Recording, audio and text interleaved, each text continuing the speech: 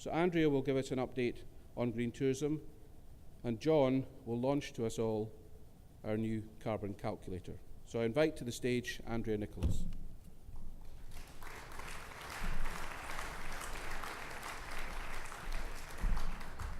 Good morning, everybody. My role today is to give you a little bit of an update on green tourism, where the programme is, how we've got here, and what our plans are for the future. But I thought to start with, perhaps we just need to just remind ourselves what green tourism is. What's it all about? I was recently at an event where people said, oh, if I paint my hotel green, does that mean I'm a green hotel? If I put a towel card in my bathroom, is that green? Well, I think for all of us here, as our leading green tourism businesses in the UK, it's really about running your business better. That's the simple thing. Green tourism is just about running your business better. Yes, it's about resource efficiency. Yes, it's about waste management. It's about natural and cultural heritage. It's about social responsibility and equality. It's about making sure there's no exploitation. And it's about supporting the local community. It's also about having happy guests. It's about enhancing the experience for your visitors. We all want happy guests. And especially on the theme of today, it's about future-proofing your business. So just a little quick reminder about what green tourism's all about. But is there actually a green tourism market? When we started this 17 years ago, anyone in the room involved in green tourism 17 years ago? 16 years ago? Duncan, of course. So yes, we have some long-standing associates, but the green tourism market is actually a big growing market. World Tourism Organization recognizing that there's a growth potential of 25% globally across the world, with something like a 250 billion pound investment in green tourism. TripAdvisor, we love them or we hate them, they are there. They recognize that US travelers in particular, particularly interested in eco-friendly practices. Even Visit England, back in 2010, recognised that over 50% of UK travellers would choose a hotel or a business with a green award. And more recently, in World Travel Market research done just last week, looking at the fact that the travel trade actually think that sustainability is important to them, and also that a number of 36% of travellers actually consider sustainability when they're looking at booking their holidays. So there is a market out there. It's definitely grown considerably over the last 17 years, and hopefully it's going to grow even more. So what is the Green Tourism Certification Programme? You'll notice a slight change in the name. We are trying to get away from using the word Green Tourism Business Scheme, GTBS. Everyone gets the letters the one way round. So we are trying to call ourselves more of a programme. It's a credible third-party certification programme recognised and trusted by visitors and travellers. It's been recognised as the most credible green tourism programme in the world. And it's basically about business development and grading. And it's also very much about working with businesses. We are run as a not-for-profit company, so we're not funded by government agencies. And we have, as David mentioned, a very committed team of 14 people. We've got something like 7 or 8 of them here today, which hopefully you'll be meeting. But actually, it's really important that those people really believe in what we're doing, and that's why we're working with them, why we employ them. We've been operating since 1997. Over that time, we've actually engaged with and graded over 5,000 businesses and carried out over 10,000 assessments. Each assessor that works for us does between 200 and 250 assessments a year. And our current membership is over 2,000 across the UK and Ireland and Canada. And just to give you an idea of where those businesses are, they are throughout the whole of the British Isles. And we have a very wide variety of different types of businesses, from the very, very smallest up to the very, very biggest as our membership. So what are our values? What do we as Green Tourism believe in? Well, actually, and hopefully this will come out from today, we are passionate about sustainability. It's our lifeblood. It's something that is really, really important to us. But it's also about respect, consideration for people and the planet. They both go together. You can't have one without the other, and that's important. We're about helping people make a difference, really make a difference. We're about honesty and integrity. And we're also about credible and accountable, and about continually improving. As we try with anything that we're doing with your businesses, actually to encourage you to continually improve and do better. And our mission is basically to encourage, influence, inspire, work and help with people to make sustainable choices and really make a difference, because we only have one of them and we need to look after it. So this is our mission in green tourism. Our green journey, Duncan there at the back, started with us in 1997, working with Visit Scotland and the Tourism Environment Forum. And over the years, we've gone through a number of projects and pilots. Maybe some people in the room will recognise when they got involved through those projects. Over the years, we've gone through a series of different versions of our criteria, updating them, making them more applicable, making sure the technology and legislation is up to date. In 2007, after 10 years, we actually had our first opportunity to work internationally. New Zealand Tourism came to us and asked for our advice in setting up their Enviromark. So this is the first time that we're able to work abroad. And we also, at that point, got validated with the ICRT. So we were actually then approved, if you like, by the national tourism agencies as the only UK national programme for sustainability.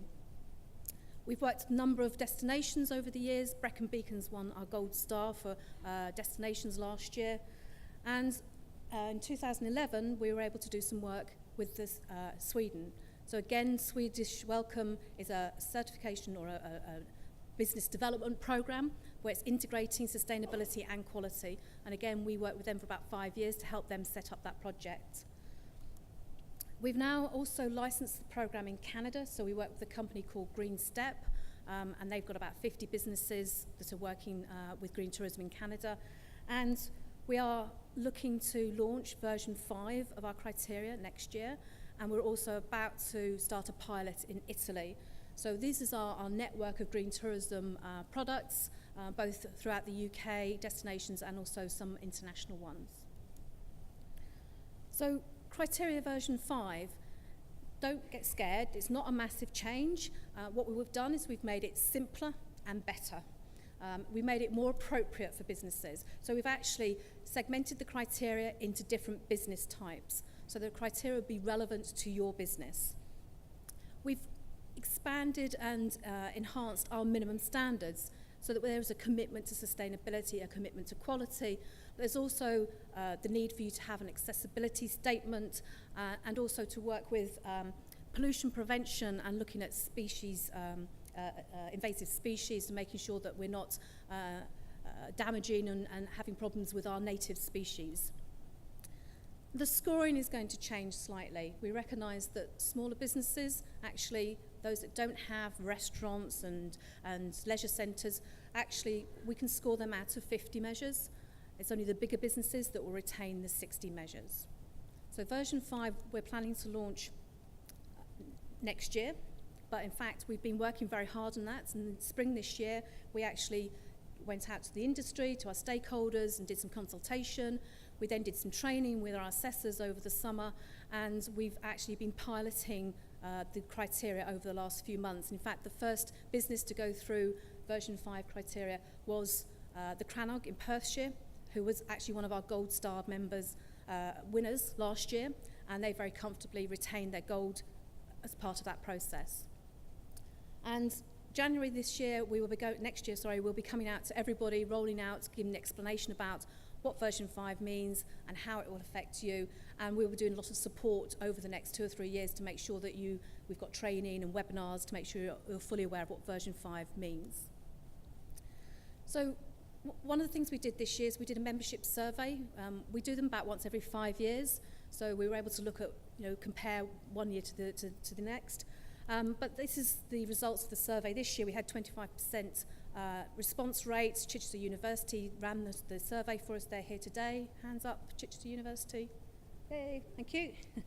So actually the results of that was quite interesting, and what I've done is summarise some of the requests, if you like, from membership. So a very large number of businesses would like to have regional training sessions. Although being involved in a local green network was something that people were asking for. Online discussions and networking, giving advice to other businesses. Very interesting, quite a lot of, something like 25% actually said they were happy to be a green champion. Video case studies, something that people would like to see more of. A printed leaflet for guests, so something that they can put in the rooms, put in their room browsers, and guests can see what green tourism means as a programme.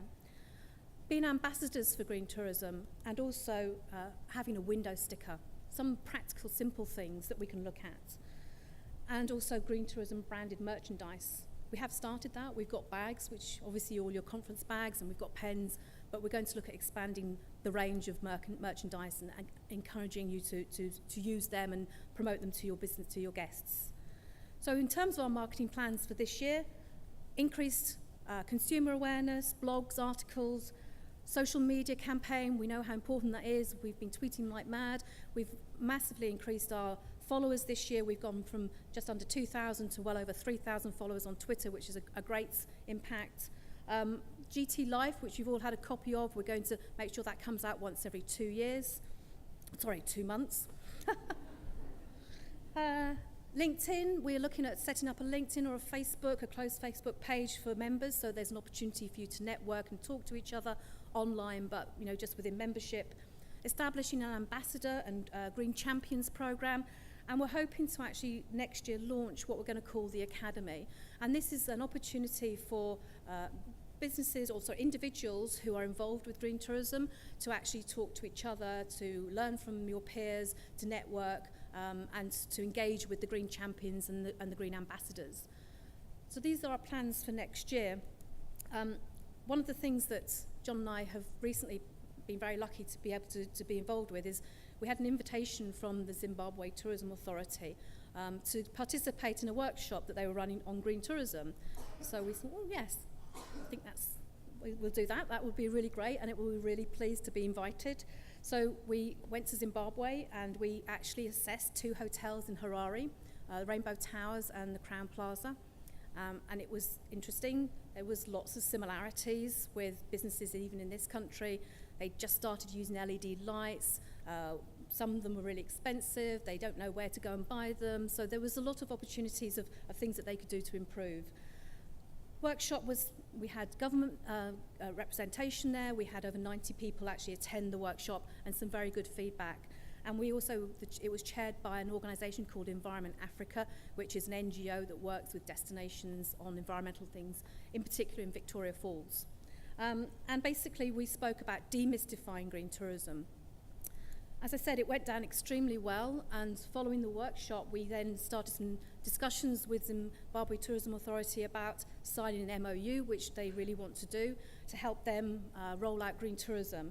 So over the next 5 years, we're going to help them develop guidelines for the star grading, so it'll be integrated in star grading, but also offering businesses who want to go on to the bronze, silver and gold.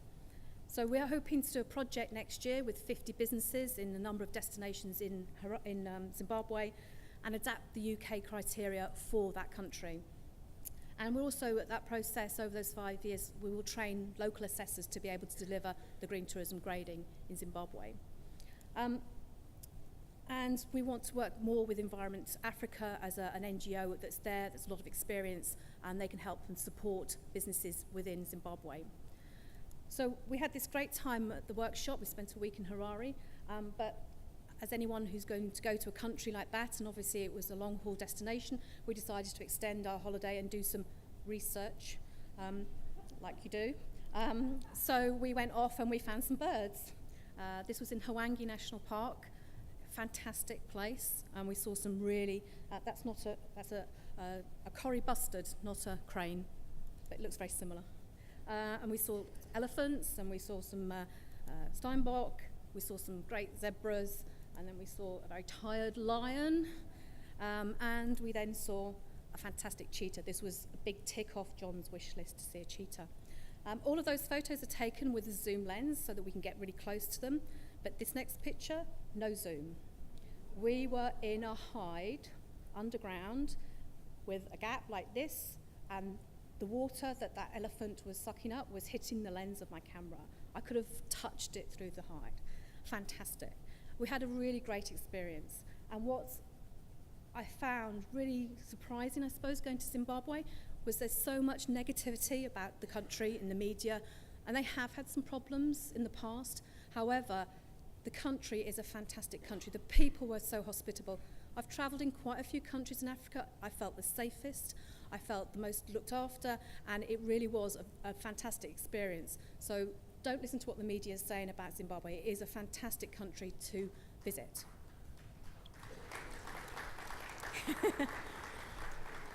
And on that note, I'm going to actually ask Sophie Zibwa if she would come up and just give you a few words about Zimbabwe and what the authority is hoping to do. Thank you.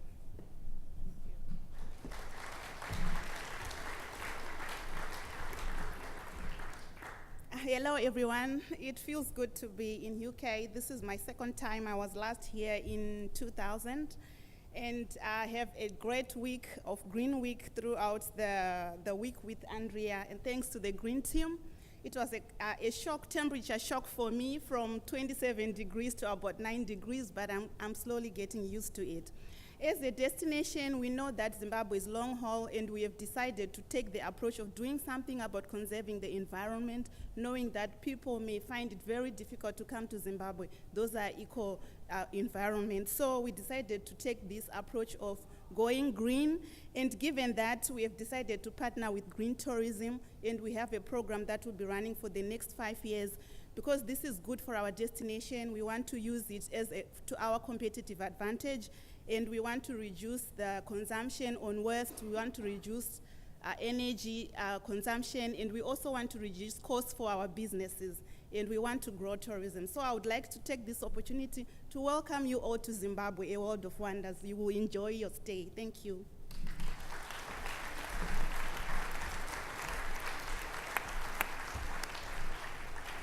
Thank you, Sophie. I'm now going to hand over to my other half, John, who's going to talk to you about carbon again. So thank you very much.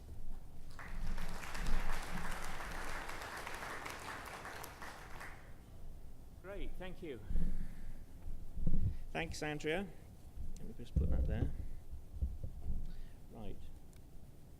Okay, I start this presentation as I did in my last one in Harare, the first Green Tourism Conference in Africa. So I really thank you for inviting us to visit your wonderful country. And this is my first picture is of a chameleon. Today we're going to share some inspiring green stories with you relating to our best performing businesses of the year. Today's also about networking and working together and looking at some of our green suppliers, and I think you'll see we've got some super individual suppliers here today. As Andrea mentioned, we're also developing the Green Tourism Academy, so we hope that you're going to want to get involved in that as ambassadors and champions and help us to continue to build on the stories together and help each other mutually succeed. In fact, using a picture of an animal here, animals are some of the best examples of how life is built on mutual success, and I'm going to explain this a bit later. So, okay, why a chameleon? Not only is it a creature that can turn green to match its environment, which is something that we're all learning and we're all doing, and I know how great you are because I do lots of visits and I see just what wonderful businesses and what wonderful individuals you are. But he also has an extraordinary focus. You can see he wasn't bothered looking at the camera, but he has an extraordinary focus, even being able to see what's behind him and what's around the next corner. And I think that's something also that we're trying to do and work with you to achieve. He's also a very flexible animal, and in my eyes, he's wonderfully attractive. In fact, I used to keep chameleons as a child. And thanks to Chester Zoo, where are Chester Zoo? Are they here? Chester Zoo. Thanks to Chester Zoo and a chap, Keith Brown, I know he's not working with you anymore, but he was a long time ago. I was the first person in the UK to breed Jackson's chameleons, of which I wrote a scientific paper when I was 15. In fact, animals can be such an inspiration if we only take the time to see what extraordinary and brave creatures they are, and we've seen that partly with some of the slides from WWT. But we've also recognized that we're at a crunch point. In our present civilization, and we need to learn the lessons that creatures like this can help to teach us. Many hotels, and we've got the Lancaster Hotel here, I can see Claire there, She was the first business in London to put beehives on the roof of the building, and probably people thought she was crazy when she started, and now look at the number of businesses that have bees or are helping to tell that story. And that also represents the hard work that I know many of you put in to provide a wonderful experience. So I know you're all very busy bees, providing a wonderful experience, but also going green. We asked Alice at the Tyndall Centre and Ed Gillespie and Peter from WWT to present us and to highlight some of the most pressing issues we face, our relentless and reckless approach to climate change and how we are destroying our biodiversity, the very fabric on which our climate can held within moderate extremes. And that issue of 50% of biodiversity loss, it can kind of miss people as to what that means. It means 50% of the abundance of life. That's 50% of life. It isn't the species disappearing and becoming extinct, it's just the numbers. We can perhaps all remember back in the 80s or wherever, when we would drive the car and you'd be in the summer and you'd be covered in insects and you'd have to use the windscreen wipers. You don't have to do that so much now. That's the sign that we're losing this abundance of life. But we haven't highlighted these issues as an endpoint, but indicators of the most hopeful story, one where we're facing and tackling these issues together. Climate change is real. I know we all believe it, and we're fast approaching the tipping point, probably our last chance to prevent runaway climate chaos. We've all heard about El Nino, about the hottest years on record of the last 10, 15 years, and of course we've also heard stories about doing our bit, but we know that that is not enough. Tackling climate change means working together and much smarter, so we need to put all our resources into this. We hear about the government targets, and they have one of the toughest targets is in Scotland, which is a 42% reduction in carbon dioxide by 2020. 42% sounds enormous, and many of you might think, wow, that's a dream, that's never going to happen. But I'm going to show you how we're working together with you guys to try and be on course with this achievement.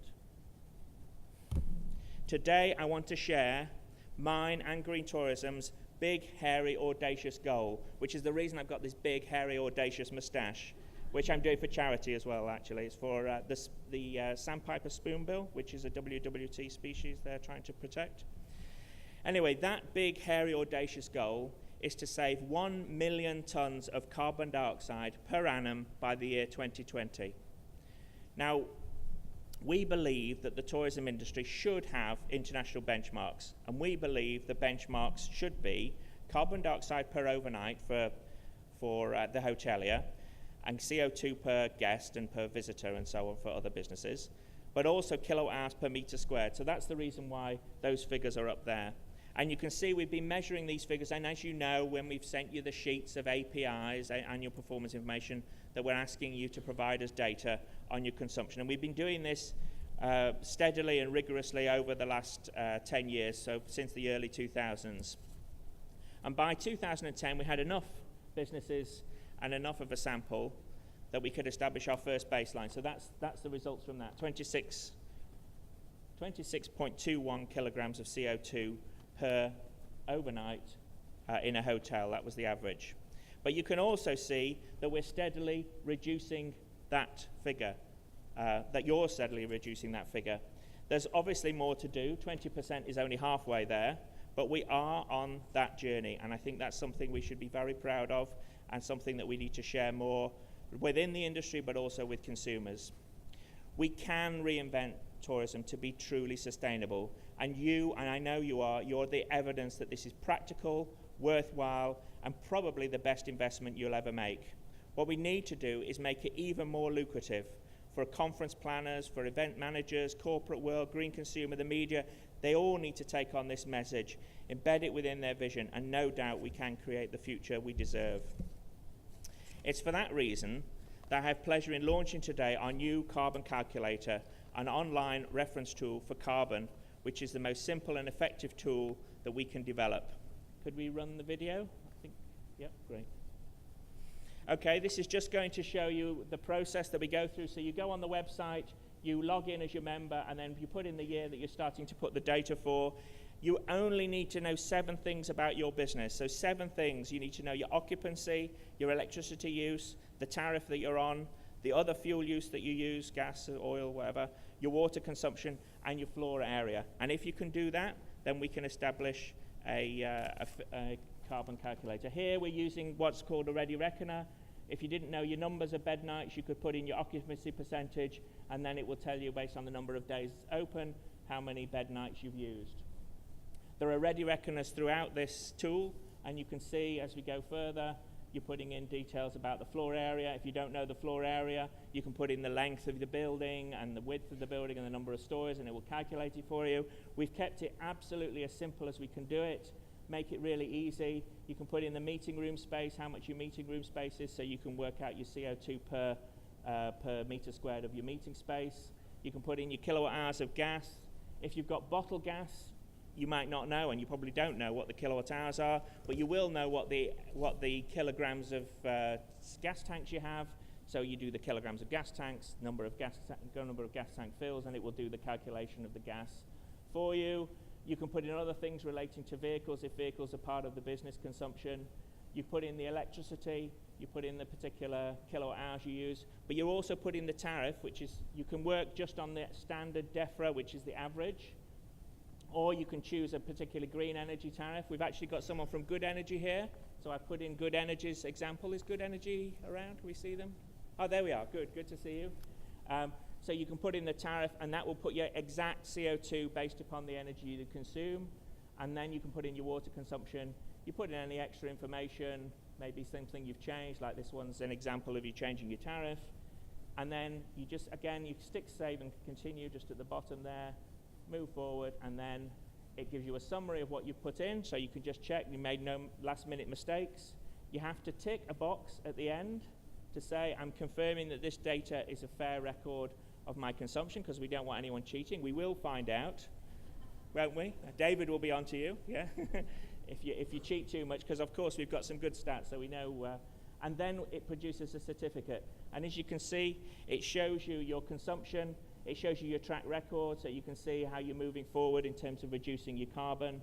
It shows the effect of things like your energy tariff if you're using a different tariff, shows you the carbon associated with the heating fuel, kilowatt hours per meter squared as well. That's a very useful tool if you're looking at energy performance of the building in terms of insulation. Shows you your track record, so even if you're not the lowest carbon, you can show your story as to how you're moving forward. So I hope you like it. It's taken a fair bit of work to get it. To make things simple is actually really quite hard. I've come to realize that, but I think it's a good thing, and hopefully you see it's worthwhile. You need only provide these figures once per year, so we're not asking you to do it every week or every month, and you get this real-time readout of your performance, and you compare against your peers based upon 10 years of our data gathering. What I didn't highlight there, but you'll see there were bands, there was a red, green, whatever. Those are the benchmarks that we've set based upon our industry. Okay, we're going to start with a tool with the UK. We're going to develop it for Ireland because obviously we have Irish businesses, and of course we're looking forward to working in Zimbabwe. How we're going to calculate the CO2 there, that's going to be a new challenge for us, but hopefully we're going to work on that.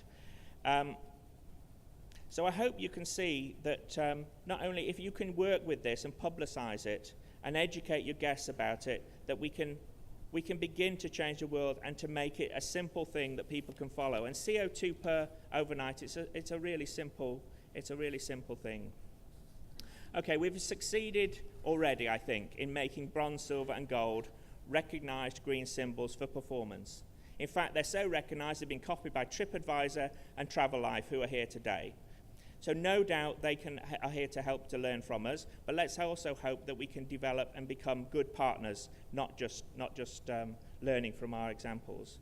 But not only does our new tool demonstrate your performance, and like I say, it shows excellent, good, fair, and poor, but it also you're able to represent the last 3 years' data, so I think that's quite good. The excellent is for the very lowest impacting businesses. Those are reaching a net carbon figure of 0. Now, the reason we could be that audacious with something like 0 is because some of you, and some of you out there already know, are already getting there in terms of producing your net carbon figures of 0. So, and some of you are positive. I know some of you actually export energy to the grid and so on and so on. So some really super stories there. So hopefully solving this climate crisis isn't just doom and gloom, but it is possible. And I do think we can achieve it if we work better together. And this brings me on to one of my second big, hairy, audacious goals, that of biodiversity. We've had a great presentation about the threats and losses to biodiversity, that we're diminishing natural species at an alarming rate, and that a great chunk of our biodiversity is now threatened with extinction. Not only are iconic species, but small ones like frog species and so on. I'm a big fan of frogs, and I met David Attenborough incidentally at a London Zoo presentation on frogs, 30% of which are in imminent need of help, and they've created an amphibian ark to try and protect them, which zoos like Chester Zoo are involved in. Okay, I have a great job, you know that. I visit the best biodiversity institutions. I visited Chester Zoo, who are here. I visit London Zoo. Kew Gardens, they're also a member of Green Tourism. They do some super things for plants and working on plants. They do plant expeditions and so on. In fact, they found the Google Forest. Have you heard of the Google Forest? The Google Forest was the last undiscovered forest on the planet. It was discovered by Google because somebody went onto Google Earth and spotted a great big patch of rainforest in Mozambique, and so somebody went out there and they're now recording the species that are found there. But that's probably the last undiscovered part of the world. So it does show that a few things still possible, and it shows you what great businesses are doing. All of those organisations I've mentioned are all part of green tourism. They're not part of green tourism because of what they get out of us primarily. They do it because we share the same dreams, we're authentic, we're genuine, we walk the walk, and we will never surrender. We will continue facing this great challenge, and we will get there. We all realise that tourism needs a healthy, even a flourishing environment, and that means we do need to support biodiversity properly. I say properly because our present economy considers biodiversity more or less as worthless. It doesn't appear on the stock market, it doesn't appear in any of our drivers for the economy, and yet economy and ecology come from the same root. So we do need to change that. Not only because of the stresses to the natural systems, but obviously our moral compass will tell us to do that, but I do also think that it will make economic sense within this generation. Increasingly, people value the natural world. I was, as the audience, I listened to what was being presented and how everyone felt really good about seeing the cranes and then hearing the stories and all those oohs and ahs. I mean, this is where people are going. Everybody values this, and they recognize that we're damaging it, and organizations that embed sustainability and being wildlife friendly will benefit. Kimberly Clark, who is speaking later, doing a workshop, they're a great example. Years ago, they were criticized by Greenpeace. Now they're a leading green business, and they can prove that this is a really effective, successful economic strategy. Brands use animal images, but they also need to invest properly in the success of these species. If tourism cannot extol the virtues of saving the environment, then no one can.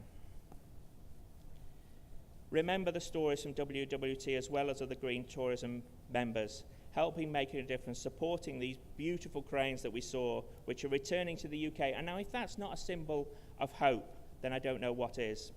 So think on this. What's the largest UK attraction with the largest number of visitors? It's not the Crown Jewels, it's not Wembley Stadium, it's not the O2, it's not Edinburgh Castle, it's not even Manchester United, it's not the Houses of Parliament, it's not the British Museum, it's Chester Zoo. Chester Zoo, that's a sign of hope, and it shows the tremendous market opportunity for taking action on biodiversity. So animals are important. So I'm going to move on to telling you a story. Last year I shared an African story with you, and if you haven't seen it, I do encourage you to go on YouTube and listen about the hunter-gatherers in Tanzania, because they're a very interesting group and very interesting waste story with them. But this year I'm going to share my Shetland story. As David mentioned, I started my business in Shetland, where I lived for 5 years, which is quite a long time when you go through the winters there. It's not Scotland, it's not Scandinavia, maybe it's the best of both worlds. But when I first arrived, I went a trip at the weekend and I went to visit a Gannet colony on Nos. They're one of our members, and worth a visit if ever you take a trip to Shetland. You see, few animals live in cities, and I don't mean like living in Manchester, I mean animal cities, but gannets are one of those animals that do. I went across to Nos on a little boat, came across this great adopted family of mine, a city of Mancunian gannets, and I'm a Mancunian, so I know. I went across, they were all going, Manchester, Manchester, to one another, just like Mancunians do, as you know. At least that's what it sounded like to me. Maybe they didn't say Manchester, I don't know, but they were going, ee. Anyway, it was one of the most wonderful animal experiences I've ever had, seeing all this explosion of life and activity, and seeing a world that is totally different to ours. Gannets happen to be a lot like Mancunians. And I have the guts to say it in Manchester because, like I say, I'm a Manchester person. They live in a city, they make a lot of noise, but I will admit the smell is slightly different. And they really are smelly. And I don't mean Mancunians, I mean Gannets, okay, just get that right. But animals and humans share a lot of similar traits. You see, the city of Gannets survives by working together, and we must learn their lesson. Have you ever heard of the concept called the selfish gene? It was invented by Richard Dawkins. This theory, or this highlights that the gene, the smallest bit of information on life, is inherently selfish, and therefore, by association, so are all the products of that gene, i.e. animals and ultimately us. But that's not completely correct. You see, in many situations, it can be better to share and work cooperatively than compete. In fact, mitochondria, which are small fuel cells in the body, are in actual fact aliens living symbiotically within our bodies. So we work in partnership in all sorts of levels, both within animal kingdoms but also internally. So how does a gannet colony teach us how to live as a human population and deal with our selfish genes? Well, gannets eat fish, lots of fish. The sea is big, almost empty, so how does a gannet colony keep itself going? Gannets need to live in big colonies. Why? Because they need lots of individuals out there looking for fish. If one goes out, he comes back, he tells his friends, all the neighbours go off, get a fish, and in no time all the colony are off collecting fish, so everybody benefits. Now it just so happens that one of those gannets is particularly selfish. He or she doesn't tell anyone else where he gets his fish.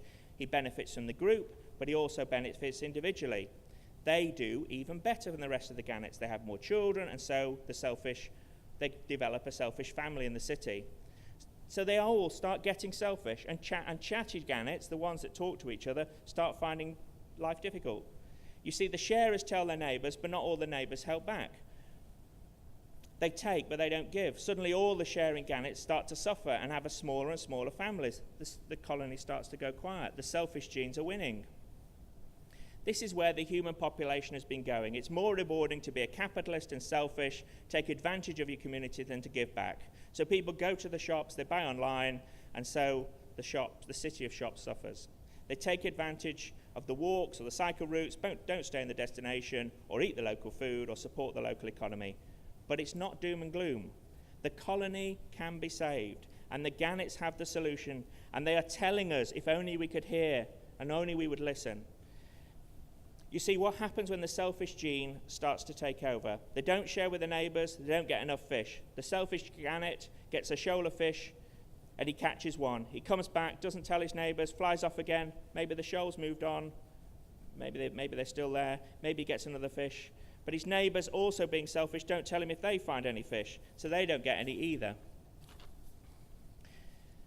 Selfish gannets all living together, all suffer together, and their population crashes. There will always be some selfish gannets in the colony, but the colony survives, and the selfish ones only remain in the margins. And this is the concept of altruism. Humans are animals. We are gannets, yes, we may be cleverer, but we're ultimately in the same kind of society. If we don't ensure the sharers benefit, then we all suffer. We will all suffer all the more in the future. We are at a tipping point, as we've already heard. The economy comes to the word eco, which means home. Economy and ecology are similar words with similar roots, so we need to find a way of bringing them together. So what do we do in our Gannet colony of 2,000 businesses? We already know, but on the whole, we survive because we share. We share a badge, green tourism. We share a dream, our vision.